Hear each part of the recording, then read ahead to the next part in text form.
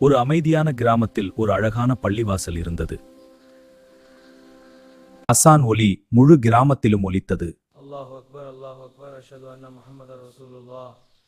அல்லாஹ்வை தொழுவதற்காக அனைவரும் பள்ளிவாசலுக்கு சென்றார்கள்.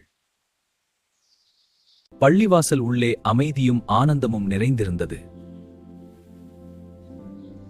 அந்த கிராமத்தில் அஹ்மத் என்ற நல்ல மனம் கொண்ட சிறுவன் வாழ்ந்தான். நான் பள்ளிவாசலுக்கு தொழுகைக்கு போகிறேன்.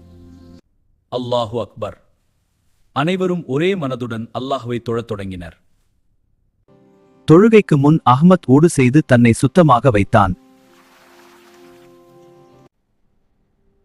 தொழுகை மனிதர்களுக்கு அமைதியும் நிம்மதியும் தருகிறது. தொழுகை செய்த பிறகு மனசு ரொம்ப சந்தோஷமாக இருக்கிறது. அல்லாஹ்வை நினைத்து தொழுவது மனித வாழ்க்கையை அழகாக்குகிறது.